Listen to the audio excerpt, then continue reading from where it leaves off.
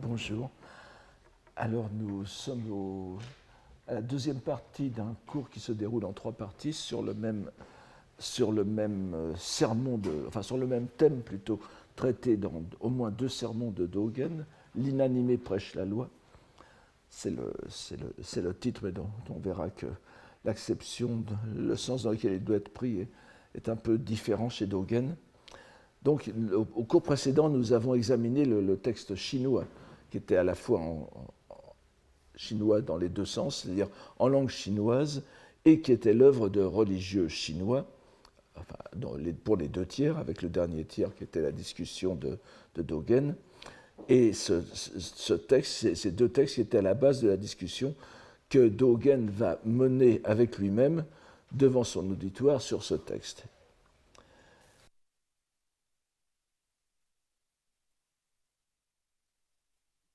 Dont le troisième tiers consiste en le développement de notre maître en zen, qui s'exprime en chinois, à l'instar des moines qu'il prend comme point de départ.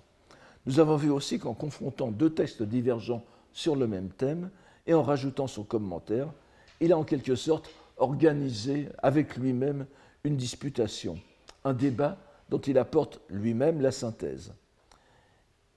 Il le fait une fois dans le sermon lui-même que nous avons vu, et une autre fois dans le quatrain qu'il compose en guise de solution à ce koan, à cette énigme. Nous avons vu dans une autre partie du Eihei Koroku, qui doit être consulté aussi pour comprendre ce que Dogen nous dit. Le sermon chinois du Eihei Koroku, du recueil étendu de Eihei, était datable de 1251, c'est-à-dire de l'extrême fin de la vie de Dogen, qui est mort en 1253, comme vous le voyez. Le sermon japonais, qui est celui que nous allons aborder aujourd'hui, le sermon 46 ou le 53 selon les deux grandes éditions, vous savez, en 95 sermons ou 75, 94 ou 75. Et c'est donc le sermon 46 dans l'édition que nous utilisons. Lui, elle est largement antérieure, puisqu'il est daté très précisément dans le texte même, enfin à la fin du texte, de 1243, c'est-à-dire de 8 ans auparavant. Le sermon chinois présuppose donc le sermon japonais. Mais nous avons vu que le dossier de 300 koan, qui est connu sous le titre de Mana Shobogenzo ou de Shinji Shobogenzo, qui était une espèce de dossier constitué par Dogen à partir des lectures étendues qu'il fit lors de son séjour chinois, comportait déjà l'essentiel de son thème. Un thème qui lui importait tout spécialement, puisque nous voyons qu'il est explicitement conservé sous 4 formes, donc dans son œuvre. C'est-à-dire, il est conservé dans le Mana Shobogenzo, le Kana Shobogenzo, les livres 7 et 9 de l'Eihei Koroku.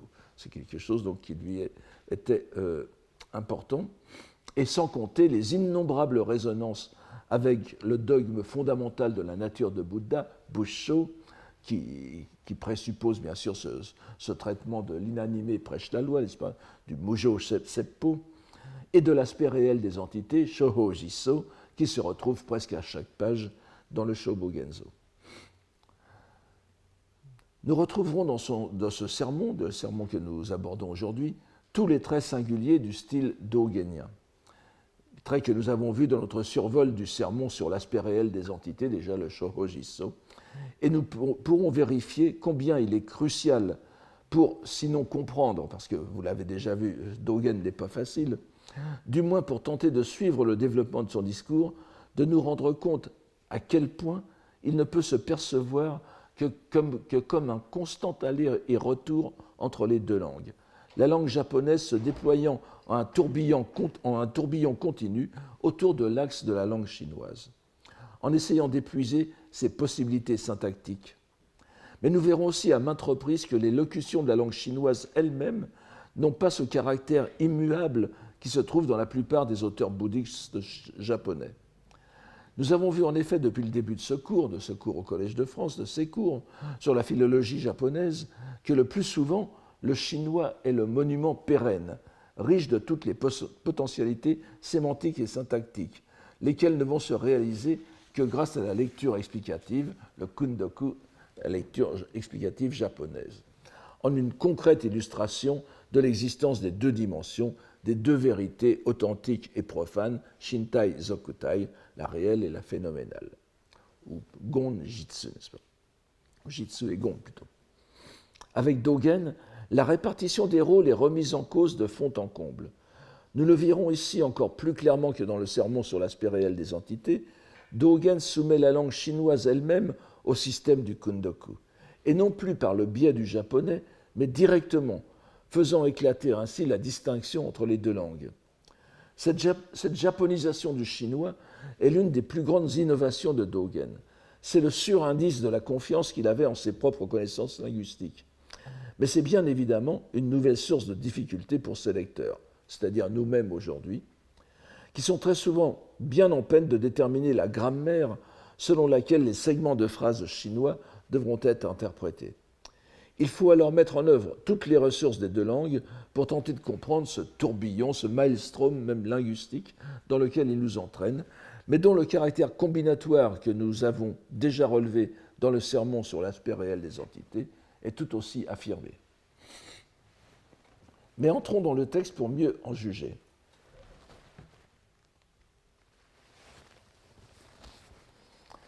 La première phrase suscite déjà notre perplexité. Je vous en donne une première lecture. Vous verrez qu'après, il va peut-être falloir la modifier. Enfin, Seppo o seppo sudua, busso fuzoku o busso no. Alors, Genjo Koan, il vaut mieux lire ici Genjo Koan que Kenjo Koan Nadi. Donc, restons-en pour cette lecture. Et un premier essai de traduction.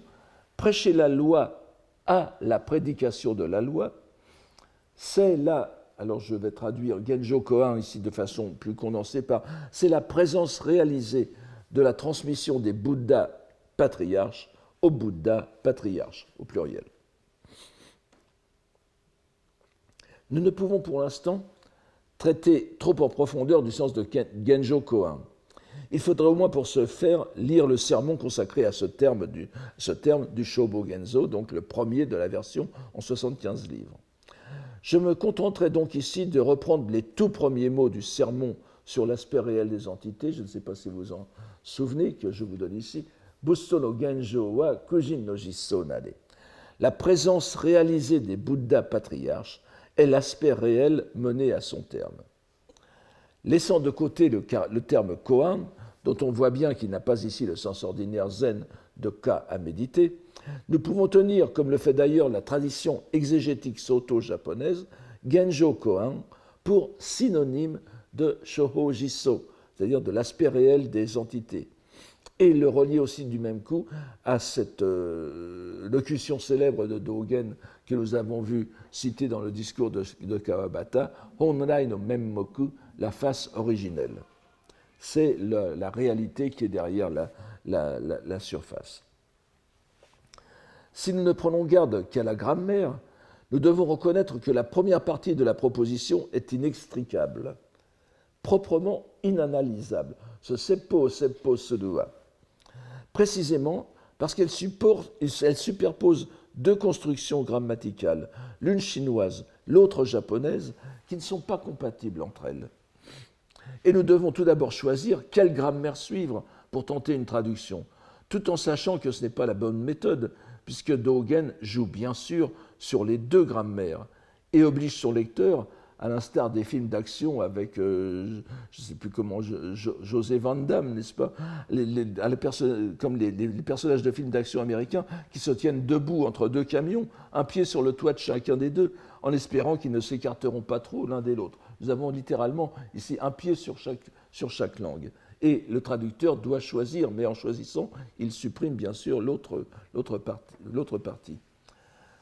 Pour entrer brièvement dans les détails grammaticaux, c'est l'usage ici du verbe auxiliaire suru, n'est-ce pas, qui est déroutant. Accolé au syntagme seppo, o seppo, il en fait une expression verbale qui serait impossible en chinois. Vous ne pouvez pas transformer cette locution de 5 caractères en un verbe, n'est-ce pas? C'est une proposition. Et lui, il en fait un verbe. Que veut dire d'ailleurs ce syntagme chinois en lui-même? la proposition O, qui est au centre de la, que l'on lit yu en chinois, a le plus souvent un sens locatif, surtout après une locution comme seppo, shuofa, n'est-ce pas? On voit souvent le Bouddha prêcher la loi à Bénarès, etc. N'est-ce pas? C'est d'ailleurs, le plus souvent, c'est un locatif. Exposer la loi à tel endroit. Elle peut s'entendre aussi comme un datif, exposer la loi à quelqu'un. On pourrait à la rigueur la prendre encore dans le sens de au sujet de, ce qui donnerait exposer la loi sur exposer la loi, la prédication sur la prédication. Mais tout cela est remis en question avec l'adjonction de l'auxiliaire su en classique. Il est évident que pour un lecteur japonais, la construction n'aura rien d'étonnant. Lorsqu'on le lit en japonais, c'est seppo suru qui devient significatif, n'est-ce pas? L'auxiliaire peut en effet s'adjoindre à n'importe quel substantif ou groupe de mots pour en faire un verbe. La proposition chinoise qui se prononçait en chinois shuofa yu shuofa, seppo o seppo, quel que puisse être son sens, est une proposition verbale tout à fait normale. Mais qu'en faire lorsqu'elle est tout entière transformée en verbe? Nous pourrions paraphraser en français, en gardant toujours notre traduction provisoire, le fait de prêcher la loi sur la prédication de la loi, ce qui ne rend pas compte de la singularité de la construction japonaise. En réalité, je pense qu'il ne faut pas écarter la possibilité que Dogen ait voulu lire cette phrase, hybride d'apparence, complètement en kundoku. Seppo ni surua, c'est pas ce qui serait le plus naturel pour un japonais. Mais nous verrons que ce n'est pas tout. Une telle lecture rétablirait l'équilibre linguistique, tout en gardant la double construction de surface. Si l'on accorde au parallélisme l'importance qu'il a généralement en chinois, la seconde partie de la phrase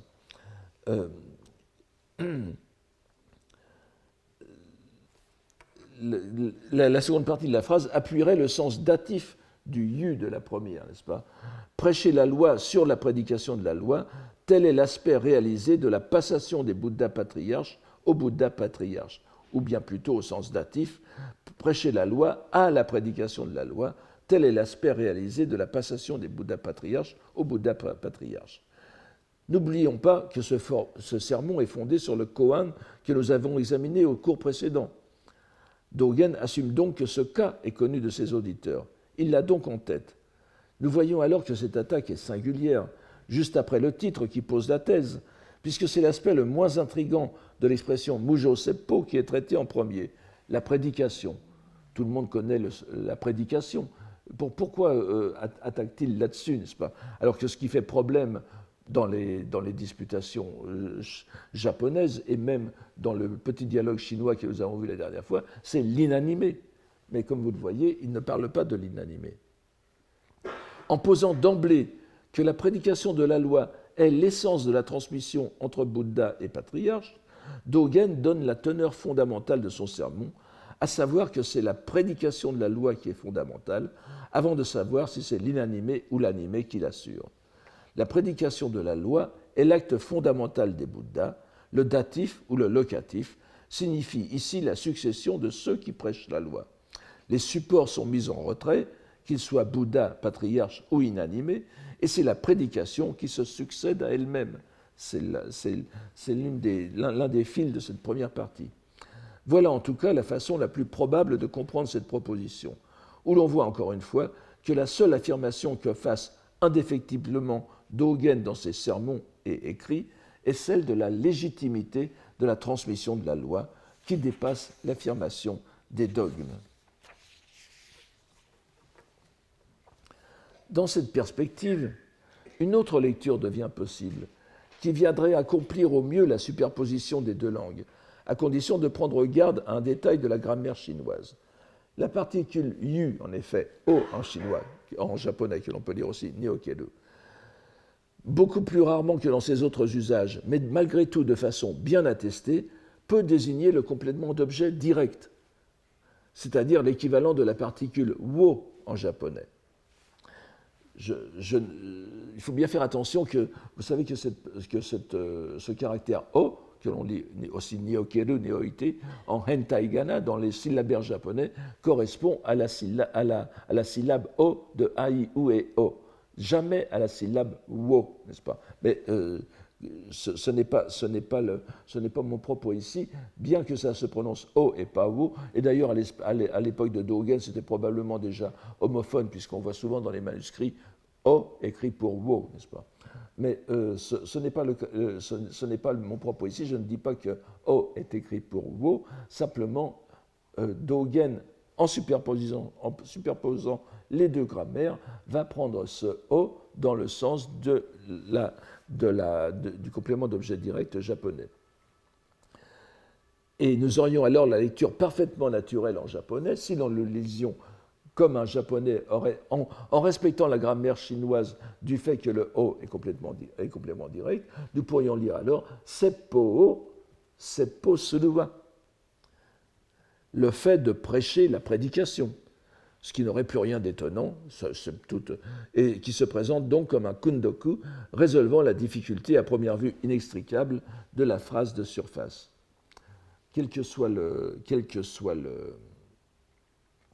la solution que nous adoptons, je pense que vous voyez que c'est une espèce de retour de la prédication sur elle-même qui est faite ici. Et comme nous voyons que la seconde partie est datif, nous pourrions en effet penser à un datif, la prédication qui se prêche à elle-même, de prédication à prédication. Vous allez voir qu'il y a une continuité qui est derrière, c'est le sens d'une continuité. La suite immédiate vient confirmer cette première lecture. Kono seppo wa hosetsu nari. Prêcher la loi, c'est la loi qui prêche. Nous pourrions traduire aussi par la prédication de la loi, c'est la loi qui prêche, ou même la loi qui la prêche. Et même si nous pensons que Dogen fait impeto une lecture analytique en kundoku de la forme, nous pourrions lire toku ho wa ho no toku nari, lecture qui rappellerait celle qu'il a faite manifestement à la phrase précédente, c'est-à-dire en superposant les deux grammaires. Nous aurions alors un sens comme la loi que l'on prêche, c'est la loi. Ici encore, Dogen fait défiler la combinatoire, ce que j'ai appelé la combinatoire presque kabbalistique, entre les deux caractères chinois en analysant par le kundoku. Dans le premier cas, seppo, la relation grammaticale est verbe plus objet, et dans hosetsu, c'est sujet plus verbe. Je parle de l'ordre du kambun. Dans le premier cas, le sujet est sous-entendu, mais il est évident qu'il s'agit précisément des busso au sens large, les Bouddhas d'une part et les Bodhisattvas, les patriarches de l'autre. Et nous verrons que ça sera confirmé plus tard. C'est-à-dire les maîtres de Zen. Les patriarches ici, ce sont les maîtres de Zen. Par cette analyse purement grammaticale, jouant ici encore sur le chinois et son déploiement en japonais, où les relations grammaticales sont plus évidentes, Dogen nous indique que ce que l'on prend pour l'objet de la prédication en est en réalité le sujet. C'est la loi, n'est-ce pas? Cette vision ne peut bien sûr qu'influer profondément sur la façon de traiter la question de la prédication de la loi par l'inanimé. Une fois la loi remise au centre de la question, Dogen la décrit en quelques mots qui n'ont rien de surprenant. Et là encore, il y a une petite ambiguïté. C'est en principe ho, comme l'indique Juengi no ho niarazu, mais c'est aussi seppo. Quand on lit cette phrase, il faut avoir les deux ensemble. Mais pour l'instant, je fais comme si c'était la loi qui était en question. Ujo niarazu, mujo niarazu, ui niarazu, mui niarazu, ui mui no innen niarazu, juengi no ho ni arazu. Alors, cette loi, elle n'est, vous voyez tout de suite, elle n'est ni animée ni inanimée, mujo. Elle n'est ni confectionnée ni inconfectionnée, je passe. Je passe sur l'essence de tout ça, ce n'est pas de notre propos. Elle n'a pas cause et condition du confectionné ou de l'inconfectionné. Elle n'est pas loi produite par les conditions secondaires ou les circonstances. In, c'est la cause principale, N, c'est la condition secondaire, les circonstances. L'exemple classique dans le bouddhisme, je vous l'ai déjà dit, je pense il y a longtemps, In, c'est par exemple la germe, le grain, n'est-ce pas, qui est cause de la plante. N, c'est le fait d'arroser la plante, le grain, tous les jours. Donc ce sont les circonstances qui favorisent la réalisation de la cause. Nous n'avons pas à nous arrêter à ce passage qui met la loi éternelle, incréée, dirions-nous, en risquant une analogie avec le vocabulaire monothéiste, au-delà de toute causalité du monde phénoménal. Ce qui est tout à fait normal si nous gardons à l'esprit la première phrase du sermon sur la loi prêchée comme présence, sur la première phrase du sermon sur la loi qui est prêchée donc comme présence parfaitement réalisée, Genjo Kohan, c'est-à-dire Shōhō Jissō. On relèvera que Dogen, fidèle à lui-même, supprime pratiquement d'emblée l'enjeu de surface, l'enjeu superficiel de la discussion, en posant que la loi ne relève pas de l'animé ni de l'inanimé. Ujo ni arazu, mujo ni arazu. Alors pourquoi parler de mujo seppo, n'est-ce pas ? Et vous verrez que les négations sont importantes ici. Dans les textes bouddhiques chinois, la négation fait, n'est-ce pas, hi, qui est derrière ni arazu, le caractère chinois n'est pas donné ici, mais lorsque vous voyez ni arazu, ce n'est pas le verbe, ce n'est pas en japonais ni aru, c'est le caractère hi qui se lit ni arazu, n'est-ce pas ? Il faut avoir ce hi en tête. Comme toujours, il faut avoir le kanbun derrière le japonais. Dans les textes bouddhiques chinois, donc, la négation hi ne nie pas seulement la qualité ou l'identité du mot qui la suit, elle nie aussi l'appartenance. Et c'est très important dans les textes chinois, et en particulier dans les textes du Tendai. C'est-à-dire, c'est une nuance qui est souvent méconnue, mais nous pourrions traduire ici avec beaucoup plus justement de pertinence.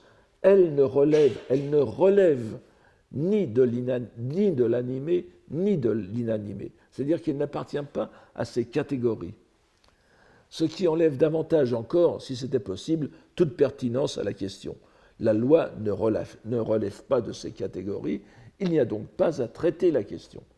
La loi bouddhique est un inconditionné, le dharma est un inconditionné complet qui échappe à tout traitement. Mais il serait trop simple d'arrêter ici la discussion, bien évidemment. Et Dogen entend épuiser toutes les possibilités de l'énoncé.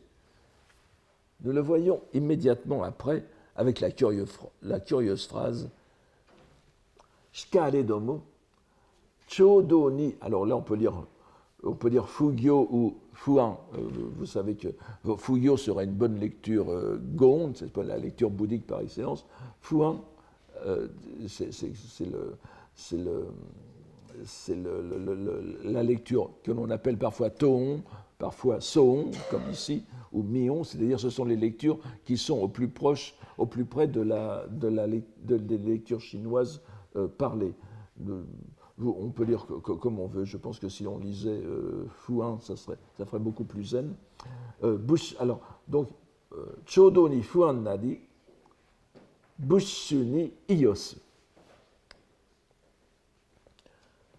Il y a des problèmes textuels presque à chaque mot, n'est-ce pas ?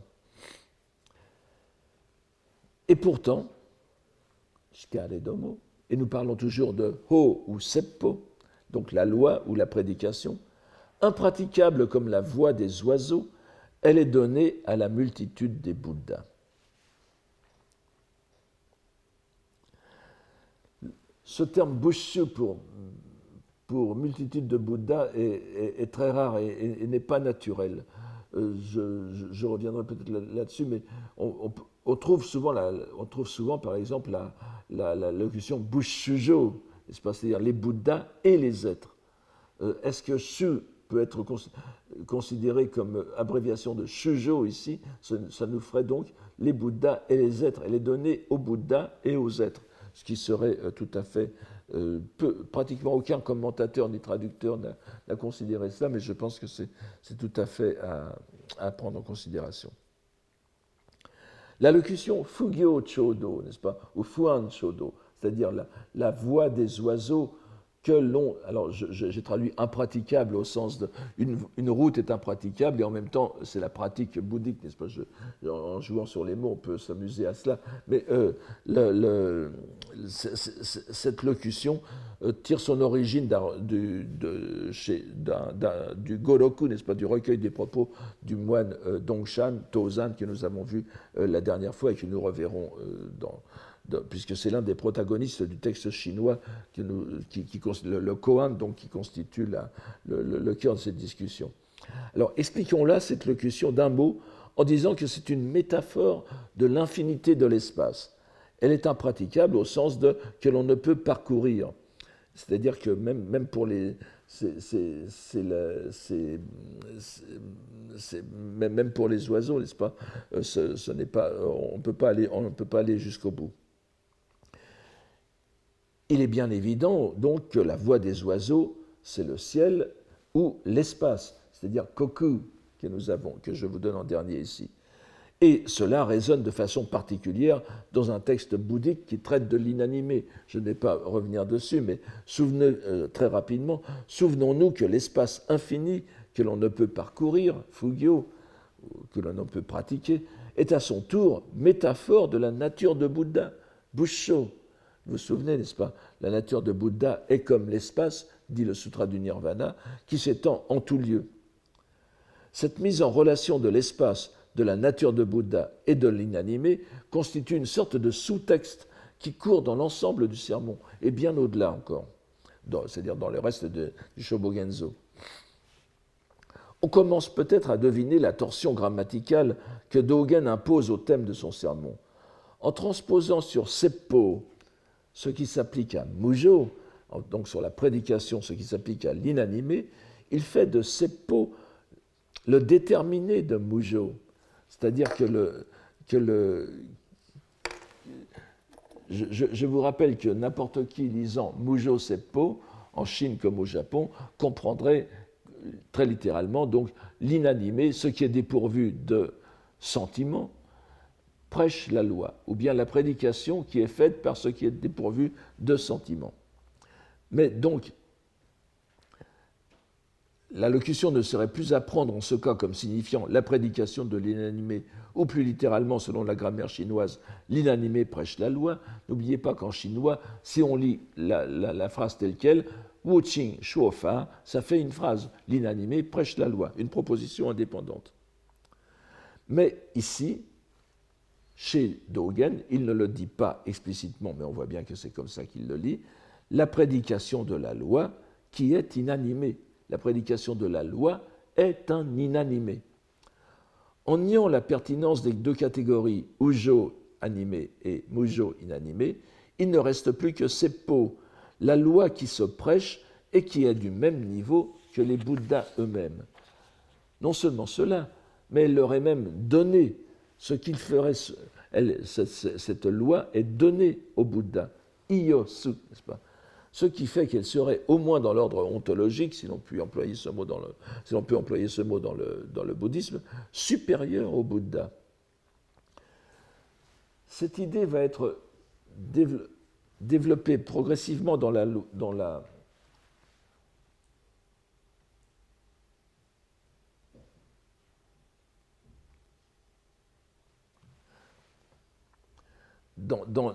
les phrases qui suivent. Quand la grande voie est complètement réalisée, ici, il faut lire ici Daido Ji, on peut lire Jishin, on pourrait lire Jujo Surutoki ou Jissei Surutoki, mais Jishin, c'est dans le Zen Jishin. Seppo Jishin. Donc, quand la grande voie est complètement réalisée, la prédication de la loi se réalise complètement. Quand la passation, Fuzoku, du réceptacle de la loi est faite, et vous voyez que Hozo, n'est-ce pas, vous voyez que Hozo, c'est la condensation, la réduction de Shobo Genzo, n'est-ce pas? Le réceptacle de la loi, qui est dans le titre complet, Ho Zo est déterminé par Gen et Ho est déterminé par Sho. Ici, c'est condensé. Ce qui nous donne une indication de ce que veut dire réellement Shobo Genzo, n'est-ce pas? Le réceptacle de la loi, Gen est une épithète accolée à réceptacle, le réceptacle qui est comme l'œil, c'est-à-dire le réceptacle essentiel, le réceptacle fondamental. Vous savez que le Gen, je n'ai pas beaucoup insisté là-dessus parce que c'est un point très débattu. Mais gen, l'œil, se lit manako en japonais. Si vous faites l'étymologie, me no ko, c'est-à-dire l'enfant qui est dans l'œil, c'est exactement le même mot que nous avons en français dans pupille. Vous savez que pupille veut dire la petite poupée qui est, le reflet de l'individu dans l'œil, qui désigne le centre de l'œil. Donc, ce n'est pas à prendre ici, gen n'est pas à prendre au sens d'œil, mais au sens de pupille, c'est-à-dire d'élément fondamental. Il faudrait traduire par le réceptacle fondamental de la loi correcte. Et ici, vous voyez que les deux termes essentiels de ce titre sont là. Donc, quand la grande voie est complètement réalisée, la prédication de la loi se réalise complètement. Quand la passation du réceptacle de la loi est faite, n'est-ce pas, Fuzoku Surutoki, se fait la passation de la prédication de la loi. Vous voyez que c'est une idée de série, de transmission qui est donnée ici. Quand la fleur est brandie la prédication de la loi. Vous voyez ici Dogen reprend tous les poncifs. Nenge, vous vous souvenez, c'est lorsque Shakyamuni brandit la fleur et que Mahakashyapa a le visage fendu d'un sourire, n'est-ce pas, et qu'il a compris donc la transmission du réceptacle de la loi, du fondament, de ce qui est fondamental à la loi.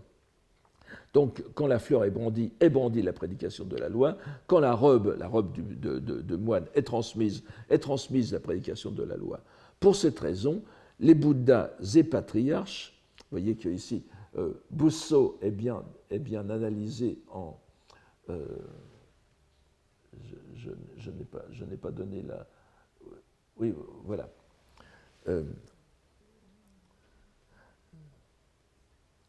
Excusez-moi, je n'ai pas le temps. Je vous lis la suite. Ce n'est pas indispensable. Mais pour cette raison, les Bouddhas et les patriarches que Dogen dit ici, Shobutsu Shoso, ce qui montre bien comment il comprend Busso, se sont de même façon consacrés à la prédication de la loi dès avant le roi au son majestueux.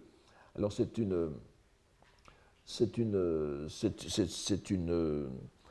bon, ce n'est pas la peine qu'il nous intervienne. Simplement, je vous fais remarquer qu'il cite le Sutra du Lotus dans cette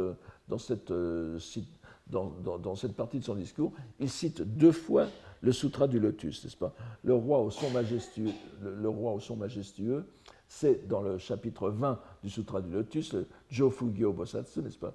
Le Bouddha qui est toujours sans mépris. Vous voyez que c'est ce roi au son majestueux, comme il est dit ici, Kakumuryo Muhen Fukashigi Asogiko, c'est O Mukashi, n'est-ce pas? Sunavachi Oko no Mukashi. Donc dans un passé immensément lointain, sous-entendu au-delà même des Bouddhas du passé, il y avait ce Nyorai, ce Bouddha, qui s'appelait roi au son majestueux. Ça indique un passé immensément lointain. C'est intéressant ici. Et ici, dans cette seconde citation du chapitre 16, la longévité de l'ainsi venu, tout cela est pertinent à notre discussion. Il y a Gahongyo Bosatsudo Shoujo Jumyo, n'est-ce pas,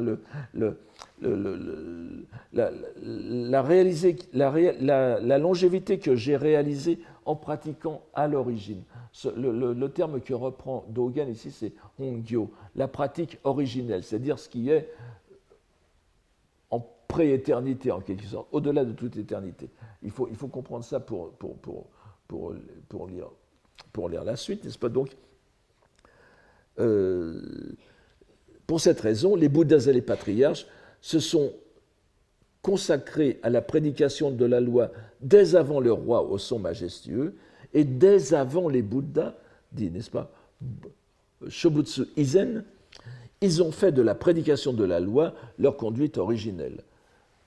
Je vous le dis, pratiquement, Dogen met la prédication de la loi, c'est-à-dire le dharma, aux côtés, parallèle, ontologiquement, parallèle au Bouddha. Au moins parallèle, voire ici antérieur.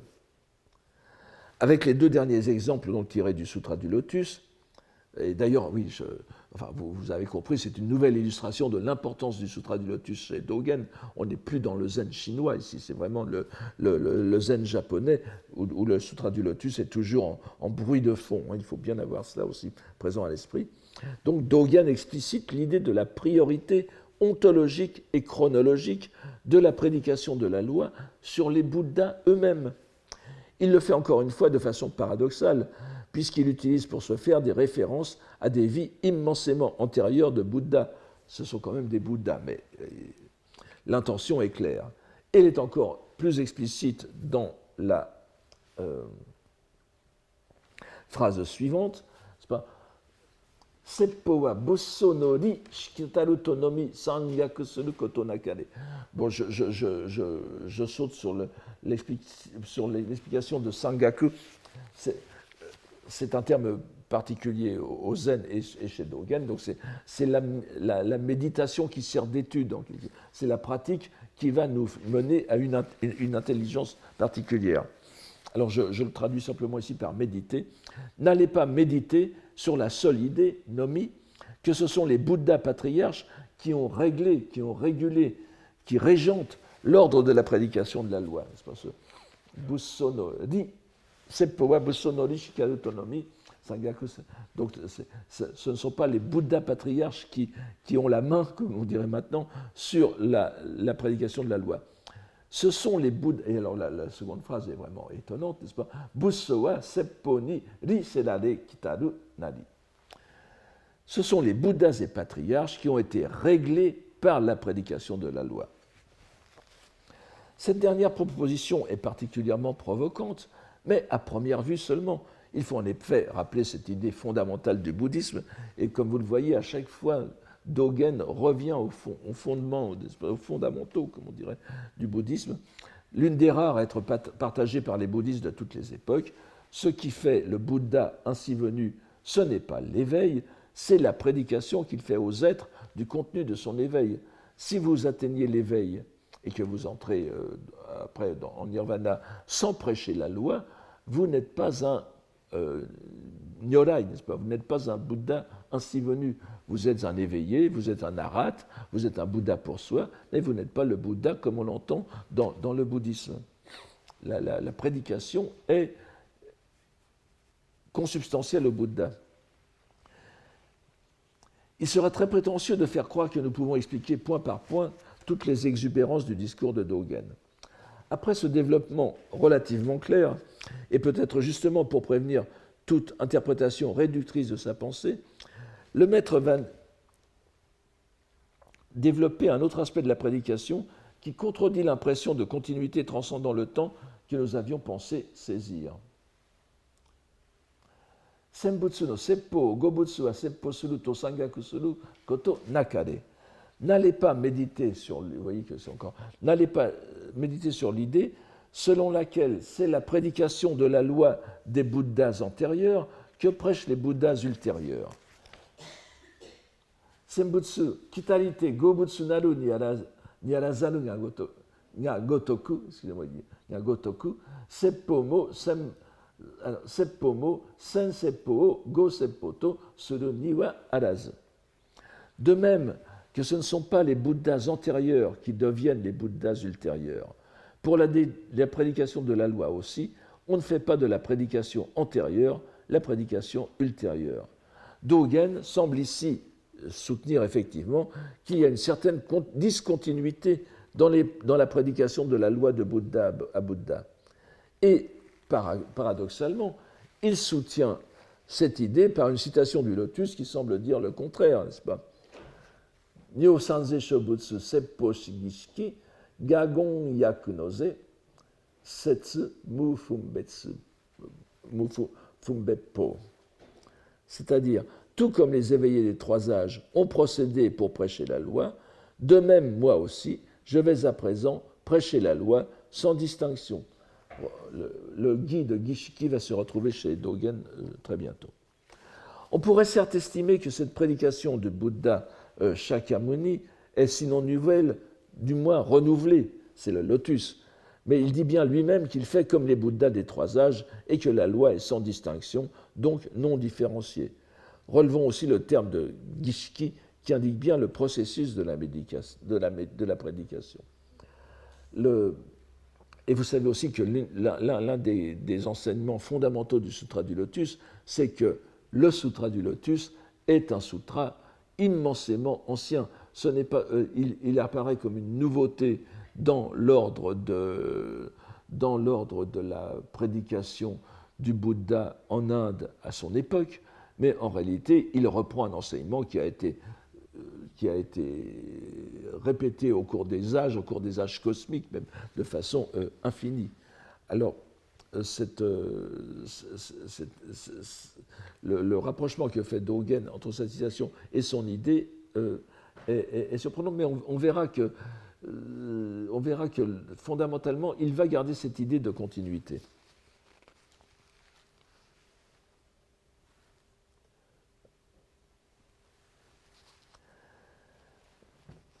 Plus étonnante encore est la conclusion dans ce passage que tire Dogen de cette citation. Shikareba sunawachi. Shobutsu no seppo o shio suru ga gotoku. Je vous demande de faire attention à la grammaire. Shobutsu no seppo o shio suru ga gotoku. Shobutsu wa seppo o shio suru nari. À première vue, ça ne veut pas dire grand-chose si l'on ne... Enfin, ça veut dire quelque chose, mais c'est très banal si l'on ne fait pas attention à la grammaire. Je vous en propose une traduction ici, n'est-ce pas?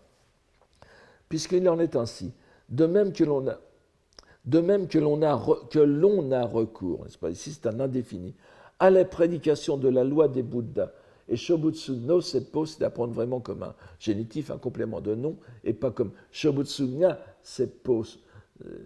C'est pas Shobutsu nga seppo, n'est-ce pas? C'est Shobutsu no seppo, c'est-à-dire en complément de nom et pas comme nominatif. Et donc le shio suru ici est un indéterminé.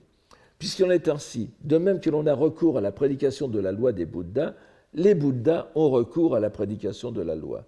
De même que l'on transmet correctement la prédication de la loi des Bouddhas, les Bouddhas transmettent correctement la prédication de la loi. Et grâce à cela, des Bouddhas les plus anciens, sous-entendu, n'est-ce pas, Shobutsuwa,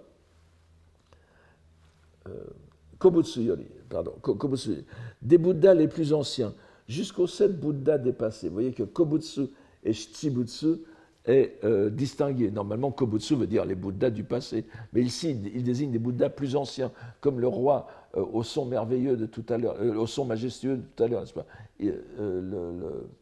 Ion no O, n'est-ce pas? Il précède les Bouddhas, les 7 Bouddhas du passé. Donc, c'est un Kobutsu, un Bouddha antique, ou quelque chose comme cela. Donc, des Bouddhas les plus anciens jusqu'aux 7 Bouddhas du passé, elle s'est transmise correctement. Et s'étant transmise correctement des 7 Bouddhas du passé à maintenant, et alors c'est là, Shibutsu yori imani shoden shite mujo seppo ari. Nous avons la prédication de la loi en tant qu'inanimé. Ça vient comme un cheveu sur la soupe. Si l'on prend Mujo Seppo dans le sens habituel. Passage on ne peut plus délicat, mais très important, car il finit sur le mot-clé de ce sermon dans une acception manifestement différente de la signification à laquelle nous sommes habitués. Elle semble aussi éloignée du sens dans lequel l'ont pris les maîtres de Chan que les docteurs du Tendai. mais nous allons voir la semaine prochaine que, en réalité, ce n'est pas tout à fait ça. Et l'originalité de cette acception vient encore d'une torsion opérée par Dogen sur son analyse grammaticale de la locution chinoise. Nous verrons au prochain cours, dès la fin de ce cours, et puis plus en détail au prochain cours, ce qui peut passer pour une définition que fait Dogen du terme de mujo, donc d'inanimé. Mais nous nous arrêterons ici sur son analyse grammaticale. Tout d'abord, la traduction que j'ai donnée des deux premières propositions est la seule possibilité, n'est-ce pas, le Shobutsu no Seppo, est la seule possibilité d'éviter la tautologie qui ne semble pas gêner les traducteurs. Comprenons par exemple, je cite une traduction anglaise que j'ai trouvée, In the same way that Buddhas utilize preaching the Dharma, Buddhas utilize preaching the Dharma. De la même façon que les Bouddhas utilisent la prédication du Dharma, les Bouddhas utilisent la prédication du Dharma. Ce qui laisserait à penser que Dogen devancerait, en la réduisant, la sentence de la chasse au snark de Lewis Carroll, n'est-ce pas? What I tell you 3 times is true. Là, il le dit 2 fois seulement, mais c'est à peu près la même chose. Mais on ne s'expliquerait pas ainsi pourquoi il fait de cette redondance les prémices nécessaires à son affirmation finale, dans la phrase, n'est-ce pas, du Mujo Seppo. J'ajoute que la traduction de Mademoiselle Horimo ici est très intéressante, puisqu'elle elle sous-entend Shobutsu, dans Shobutsu, elle sous-entend Saki no Shobutsu, et dans le second Shobutsu, Ato Nochi no Shobutsu, c'est-à-dire les Bouddhas antérieurs et les Bouddhas ultérieurs, ce qui pourrait être aussi quelque chose qui permet de résoudre. En tout cas, ce n'est pas une redondance, ce n'est pas une tautologie. Alors, cette affirmation finale est d'autant plus remarquable que, je vous le rappelle, c'est la première occurrence dans le sermon, à part le titre, enfin Mujo Seppo, mais c'est la première fois dans le sermon qu'apparaît Mujo Seppo, et que le terme lui-même sera rarement utilisé dans le texte. Bien que le sermon s'intitule comme cela, ça ne revient pas si souvent dans le texte. Remarquons qu'il n'y a pas encore de définition tentée de Mujo. Elle viendra plus tard. Pas plus qu'il n'y a d'explication de la locution Mujo Seppo. Dogen se remet donc à une compréhension que l'on pourrait qualifier d'intuitive de la part de ses auditeurs, exactement comme dans l'échange entre moines Chan chinois vu au dernier cours. En mentionnant ici pour la première fois dans son sermon, avant même de citer le dialogue chinois, il ne l'a pas encore fait, l'expression Mujo Seppo, il est clair que Dogen en a une certaine compréhension, implicite, mais qui est la raison de cette citation. Quelle peut-elle bien être? J'en ai dit un mot tout à l'heure. En quoi notre compréhension et traduction habituelle de prédication de l'inanimé ou l'inanimé prêche la loi peut-elle nous permettre de comprendre cette phrase? Quelques-uns des traducteurs anglais ont assez finement bien perçu la difficulté et ont tenté de la résoudre de façon assez intéressante en différenciant la traduction de Mujo, Nasake Naki, d'une part en inanimé, inanimate ou non-sentient, et d'autre part comme non-emotional, le sans émotion. C'est-à-dire qu'ils prennent le sens de nasake au sens d'émotion, qui est tout à fait, bien sûr, c'est l'un des sens fondamentaux. Et vous savez qu'en coréen, par exemple, chong veut dire vraiment l'émotion, qui est la lecture coréenne de ching, n'est-ce pas? C'est vraiment l'émotion humaine. Donc, il différencie les deux acceptions et rendent le titre, par exemple, ici, comme The Non-Emotional Preaches the Dharma. Le Dharma est prêché par le non-émotif, le non-émotionnel. C'est-à-dire que les Bouddhas et patriarches n'ont plus de nasake. C'est au moins être conscient du problème. Mais nous voyons bien que la question de Dogen est ailleurs. Nous le savons depuis que nous avons vu dès le début que le maître, dans son analyse implicite à laquelle il procède en faisant l'exégèse explicite, met au centre de son sermon non pas le binôme Mujo, mais le binôme Seppo, c'est-à-dire la prédication, qu'il comprend manifestement comme un substantif déterminé par Mujo. Ces arguties grammaticales ne sont pas sans importance. Il est clair qu'ici, si Dogen faisait une lecture kundoku, une lecture explicative de l'expression chinoise, il ne lirait pas Mujo wa Sepposu ou bien Mujo wa ho otoku, ou même on pourrait me lire Nasake na kimono nori otoku, mais bien Mujo naru seppo, inanimé devenant en quelque sorte un adjectif qualifiant le substantif de prédication. C'est-à-dire que la prédication de la loi n'est pas le fait des êtres animés que sont les Bouddhas, Bodhisattvas et Patriarches, mais qu'elle est un phénomène en quelque sorte autonome. La prédication de la loi qui ne relève pas, qui est au-delà de l'animé. Comme il arrive souvent, la négation mu est à prendre au sens de au-delà de, donc au-delà de l'animé.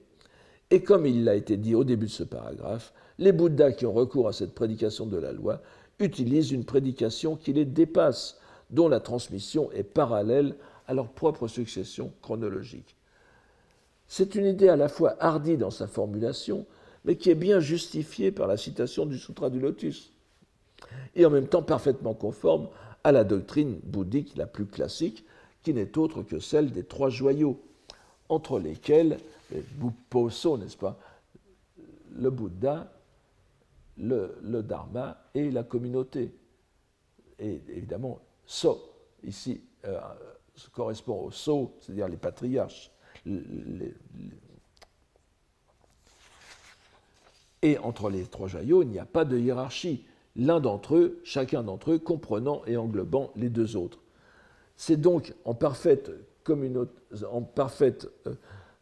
conformité avec cette idée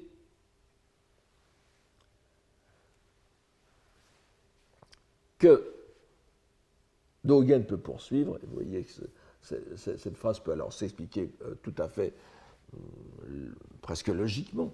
Kono mujo seppo ni shobutsu ari, shoso aru nari. C'est dans la prédication de la loi au-delà de l'animé que se trouvent les Bouddhas, que se trouvent les patriarches. Et de bien préciser, Gagon seppo wa, vous pourriez aussi la développer, Ware no ima tokuho wa shoden yarazaru shinjo to gakusuru koto nakare. Gakusu, c'est comme sangaku, n'est-ce pas? N'allez pas méditer sur l'idée que la loi que j'expose à présent est un nouvel article de foi, shinjo, n'est-ce pas? Shin, c'est Atarashi, Jo, c'est un article à croire, un nouvel épisode, n'est-ce pas? Est un nouvel article de foi ne se trouvant pas dans la transmission correcte. Et vous voyez bien, Mujo Seppo Nonakani Shobutsuari. Il y a les Bouddhas, les patriarches, sont compris dans la prédication. On remarquera dans cette phrase Gagon Seppo une citation, un usage détourné de la citation précédente du Sutra du Lotus. Vous vous en souvenez certainement, mais vous voyez, le deuxième paragraphe, la fin, Gagon Yakunyose, c'est bien cette citation qui est ici détournée, mais détournée de quelle façon? Elle est reprise en toute ambiguïté. On ne sait plus si c'est le Bouddha Shakyamuni qui parle ou Dogen lui-même. L'interdiction concerne-t-elle le Bouddha, et donc l'enseignement du lotus, ou ce que soutient Dogen?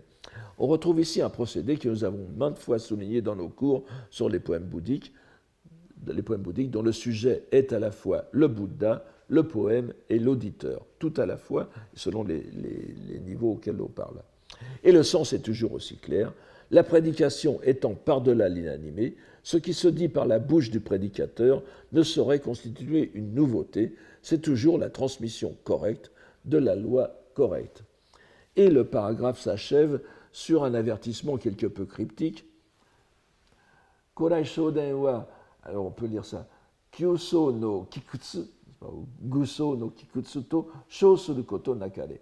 Sho, qu'on peut traduire que je traduis souvent par attestation, c'est l'attestation oculaire, le témoignage, et c'est en même temps la réalisation, les anglo-saxons traduisent souvent par réalisation de l'éveil, c'est l'attestation que fait le pratiquant de la validité de l'enseignement de la loi en réalisant lui-même l'éveil. Alors, n'allez pas attester par une compréhension erronée l'antique transmission correcte comme l'antre démoniaque d'un nid abandonné. Cette dernière phrase si pittoresque donne simplement à entendre que supposer que l'enseignement du Bouddha actuel soit nouveau reviendrait à rejeter comme sans intérêt les enseignements des Bouddhas du passé. Ce n'est pas du tout ce que dit Dogen, bien sûr. Voilà donc ce qui constitue ce que l'on pourrait appeler le prologue du sermon. Nous voyons que Dogen comprend l'expression chinoise qui en constitue le thème, selon une analyse grammaticale tacite qui repose sur une lecture directe japonaise, aboutissant à une construction différente de l'acception chinoise et sino-japonaise ordinaire. Ce n'est plus la prédication de la loi par l'inanimé, ou plus exactement l'inanimé prêche la loi, mais la prédication inanimée, la prédication au-delà de l'inanimé, ce qui est entièrement différent. Ce prologue impose donc la lecture dogenienne de ce dogme, et exactement comme dans le sermon que nous avions vu sur l'aspect réel des entités, où Dogen ne présentait, vous vous souvenez, la citation scripturaire du Sutra du Lotus, qui était à la base de son propos, sur les Junyose et le Shohojiso. Il ne le présentait qu'après avoir imposé sa propre nomenclature combinatoire, fondée au départ sur la lettre du sutra, pour s'en écarter très rapidement et aboutir à une toute autre lecture du passage. Dogen choisit ici de ne présenter que maintenant, à partir de maintenant, après avoir en quelque sorte court-circuité l'interprétation normale, le locus classicus, le logion, la citation du Goroku qui fait la matière de son sermon. C'est à partir de maintenant que nous allons entrer dans ce que nous avons vu la semaine dernière, c'est-à-dire le cœur chinois de ce passage. Le texte qu'il présente en recoupe à peu près celui que nous avons vu au cours précédent dans le recueil étendu, le Koroku, mais avec quelques différences. On se souvient du dialogue, je ne vais pas bien sûr le répéter, du dialogue avec le précepteur du royaume, n'est-ce pas, le Kokushi, qui est Huizhong Etsu, et qui est rapporté par Dongshan Tozan, n'est-ce pas, lorsqu'un moine lui demande si l'inanimé expose la loi. Je vous redonne les... Je reviens dans un instant là-dessus. Et auquel il répond par il l'expose constamment, Tsudeni Sepposoru koto shinen nari, Tokusoru koto mugen kana, ou mugenka. Donc il répond en disant qu'il l'expose constamment, l'inanimé expose constamment, ou ardemment, ou avec éclat, et sans interruption. Il est d'ailleurs intéressant de regarder le texte complet qui n'est pas cité par Dogen. Il est légèrement, comme vous le voyez, Dogen ne cite que la fin d'ici. Et où l'on voit apparaître justement cette expression, qu'est-ce que on a là, quel est le cœur du Kobutsushin, quel est le cœur de l'intention primordiale des Bouddhas anciens de l'Antiquité. Et le précepteur du royaume répond Shoheki Garyaku Korenari. Ce sont les murs et murailles, les tuiles et les graviers qui le sont. Et ensuite, So Iwaku, le moine demande Shoheki ou Shobyaku Garyaku Ani Kore Mujo Narazana. Comment ces matières dures, n'est-ce pas, que sont les murailles, etc., ne seraient pas inanimées. Et le moine répond, elles sont inanimées. Le précepteur répond, elles sont inanimées, et le moine rétorque, et alors est-ce qu'elles aussi comprennent, c'est-à-dire sont capables de prêcher la loi, n'est-ce pas? Voici le début du dialogue. Je vous donne aussi en second un autre fragment de dialogue du même recueil qui est très intéressant parce que vous voyez que c'est encore, c'est encore un dialogue avec un autre maître Chan. Je ne reviens pas sur les détails ici, je dois simplement vous concentrer sur le texte. Vous voyez, un moine demande comment comprendre Manjushri, et le maître répond Manjushri, c'est les murs et murailles, les tuiles et les graviers. et vous voyez ensuite Kannon, Kuan-Yin est encore.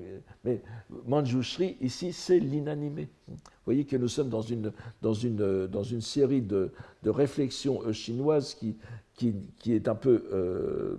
Qui ne parvient que de façon fragmentaire dans notre texte. Et je vous rappelle que le mot Shoheki a été utilisé par Dogen dans le petit poème que nous avons vu la dernière fois. Donc, nous ne pouvons descendre dans les détails de ce passage, mais nous allons tout de suite au commentaire qu'en fait Dogen. Il commence par poser la question de la définition.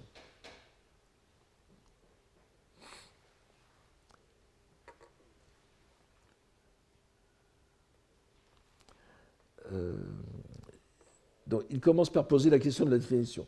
Il nous faut apprendre par l'étude. Je ne l'ai pas donné ici, mais enfin, ce n'est pas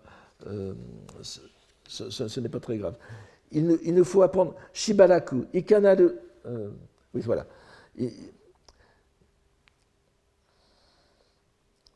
Il nous faut apprendre. Alors, le Shibaraku ici veut dire brièvement, n'est-ce pas, pour l'instant.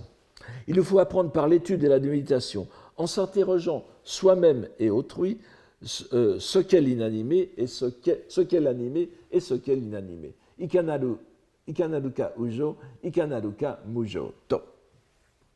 C'est bien évidemment la question que nous attendions, celle qui, posée en ces termes, résonne parfaitement avec la méthode de la disputation dans laquelle Dogen s'est formé.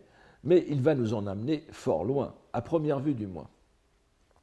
Après avoir reposé la question, Shikareba, Mujo Seppo no Gi, vous voyez que c'est le terme qui apparaissait dans le Sutra du Lotus, Ikanika Aruran to Shinsai ni Rushin Sangaku Subeki Nari. Puisqu'il en est ainsi, il nous faut étudier attentivement et en détail ce que peut bien être le processus Gi de prédication de la loi par l'inanimé. Dogen, en bon disciple de Nagarjuna, va commencer par oblitérer les idées du vulgaire à ce propos, dont nous avons vu pourtant qu'elles sont répandues aussi dans le monde poétique et religieux japonais de son époque.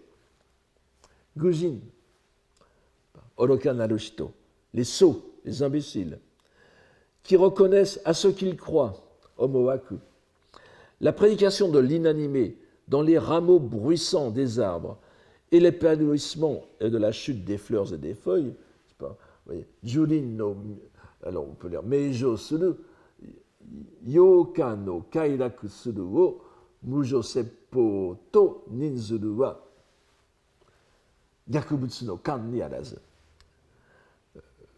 C'est ce terme de kan qu'on pourrait traduire par un type, n'est-ce pas, un gaillard, un guy en anglais, n'est-ce pas.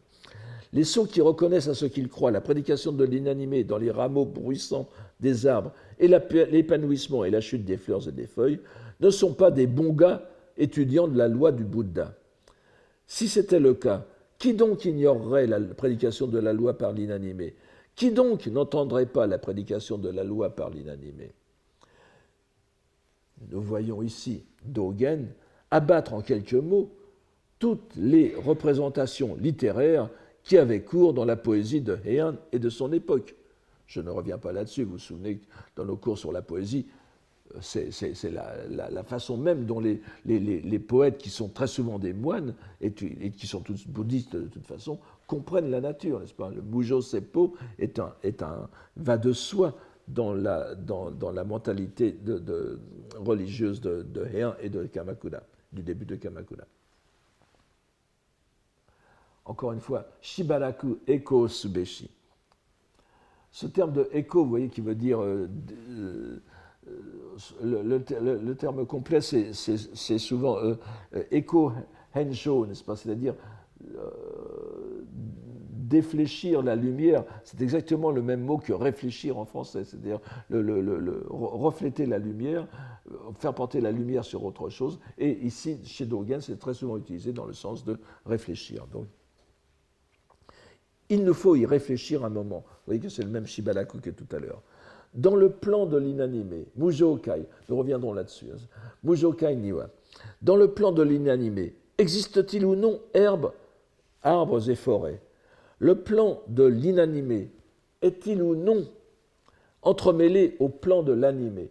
Mujokai, Ujokai. C'est une nouvelle catégorie qu'il apporte ici. En pensant que oui, shikaruo, n'est-ce pas? En pensant que oui, reconnaître l'inanimé dans les plantes, tuiles et graviers, c'est une science incomplète. Fuhengaku. Reconnaître l'inanimé comme... je rappelle que ce Fuhengaku, le hen, c'est le terme qui apparaît aussi dans le sutra, le sutra du Nirvana sur l'espace qui s'étend partout comme la nature de Bouddha. La nature de Bouddha s'étend partout comme l'espace. Donc vous voyez que là aussi il y a un rappel, n'est-ce pas? Donc reconnaître l'inanimé comme dans les plantes, tuiles et graviers, c'est une science incomplète.